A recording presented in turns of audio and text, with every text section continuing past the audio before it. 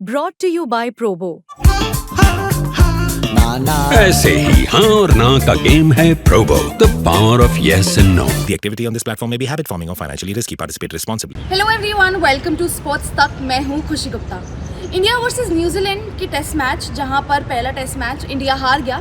जिस तरह से टेस्ट मैच की शुरुआत हुई 46 ऑल आउट, उसके बाद वो कम बैक करना, लेकिन आखिर में पता था कि 160 बहुत कम टारगेट होता है जिसको डिफेंड कर पाए। लेकिन टीम इंडिया का वही कहेंगे कि जी खूब लड़े और कम बैक भी करा, लेकिन थोड़ा सा वो चूक रह गई।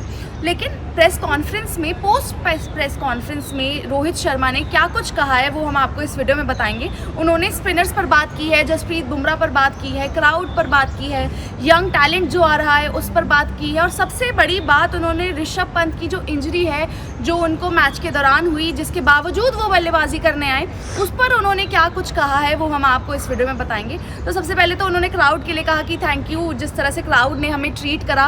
पूरा क्राउड आ गया था गेम शुरू होने से पहले ही, और उसके बाद वो चाहते थे कि हम जीते, लेकिन उस तरह से नहीं हो पाया। फिर उन्होंने बात की कि बहुत मुश्किल होता है कि जब आप टेस्ट सीरीज़ का पहला मैच हार जाओ, क्योंकि आप पहला मैच नहीं हारना चाहते, वो कैजुअल क्रिकेट आप नहीं खेलना चाहते। इंग्लैंड के खिलाफ भी आप काफ़ी क्लोज पहुंच गए थे जीत के, लेकिन नहीं हो पाया, और यहाँ पर भी आपने कमबैक तो एक तरह से कर ही लिया था 46 ऑल आउट होने के बाद। फिर बात हुई स्पिनर्स पर, तो स्पिनर्स को लेकर उन्होंने कहा कि जिस तरह से पिच असिस्ट कर रही थी उस हिसाब से हम जितना एक्सट्रैक्ट कर सकते थे फर्स्ट इनिंग में हमने करा, लेकिन उसके बाद हमने देखा कि रचिन जो है वो बहुत ज़बरदस्त वहाँ पर शॉट, कॉनवे जो है वो वहाँ पर बहुत ज़बरदस्त शॉट्स खेल रहे थे स्पिनर्स के खिलाफ। तो बहुत ज़्यादा आप कहें स्पिनर्स को लेकर वहाँ पर असिस्टेंस नहीं थी। फिर जसप्रीत बुमराह के बारे में बात हुई। उन्होंने कहा क्योंकि इतने कम रन्स थे, 107 रन ही आप डिफेंड कर रहे थे, तो वहाँ पर हम चाहते थे कि बुमराह बॉलिंग करें और गेंदबाजी ज़्यादा से ज़्यादा करें। हमने उन्हें कहा कि आप एक्सटेंडेड स्पेल वहाँ पर डालिए, और उन्होंने उस बात पे अग्री भी करा और उन्होंने वहाँ पे करा। फिर बात आई शुभमन गिल की, तो उन्होंने कहा देखिए शुभमन गिल वो अवेलेबल नहीं थे, लेकिन जिस तरह से सरफराज को वहाँ पर मौका मिला और वहाँ पर उन्होंने उस मौके को बुनाया, वो काबिल तारीफ़ है। क्योंकि आप देखते हैं कि कोई नहीं होता तभी किसी का मौका बनता है, और वहाँ पर यंग टैलेंट आकर जब कम मौक़ों में आप उन मौक़ों को भुना पाओ तो उससे बड़ी बात क्या होती है। तो सरफराज का हमने देखा किस तरह से उन्होंने 150 मारा और क्या शानदार बल्लेबाजी उन्होंने वहाँ पर की। आगे उन्होंने कहा कि मैं उस तरह का कैप्टन नहीं हूँ कि जो मैच हारने के बाद बहुत ज़्यादा बात करूँ। ये जो प्लेयर्स हैं ये सब जानते हैं अपना रोल किस तरह से इन्हें करना है, हर किसी का रोल डिफरेंट होता है, और मैं सबको अपॉर्चुनिटी देता हूँ कि आप खुल के खेलो और अपना बस एक इम्पैक्ट जो है वो दिखाओ। शुभमन गिल ने गेम मिस करा था, उसके बारे में उन्होंने बताया।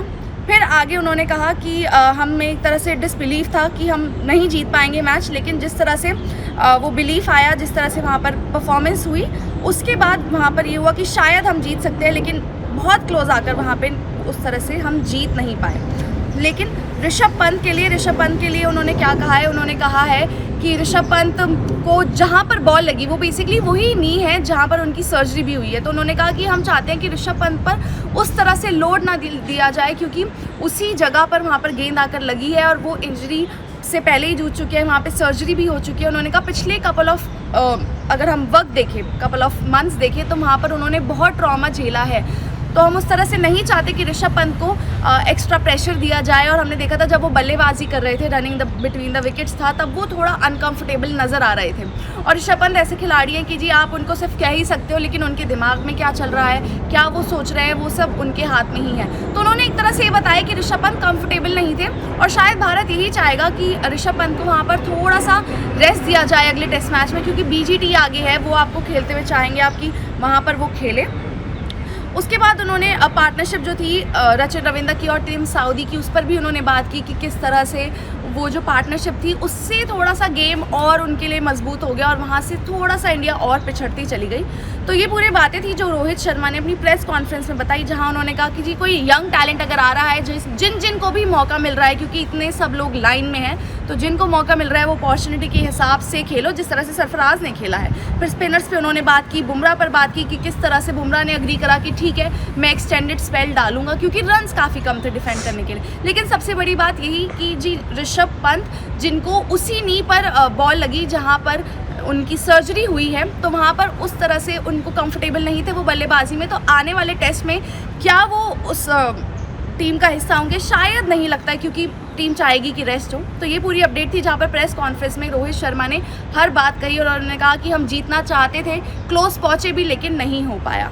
तो ये पूरी अपडेट थी। अगर आपको वीडियो अच्छी लगी हो तो लाइक करें, शेयर करें और कमेंट करें। स्पोर्ट्स तक की एक ऐप है जिसे आप डाउनलोड कर सकते हैं और स्पोर्ट्स तक की एक वेबसाइट भी है जहां जाकर आप विजिट कीजिए, और प्रोबो भी है जहां पर आप जाकर खेले बहुत सारे सवाल और वहां पर जीते ढेरों प्राइजेस। ज्वाइन कीजिए स्पोर्ट्स तक का टेलीग्राम चैनल, जहां एक्सपर्ट्स देंगे आपको फैंटेसी पिक्स, मिलेगा एक्सक्लूसिव कंटेंट और सबसे तेज अपडेट्स। अपने गेम का लेवल बढ़ाइए सिर्फ और सिर्फ स्पोर्ट्स तक के साथ।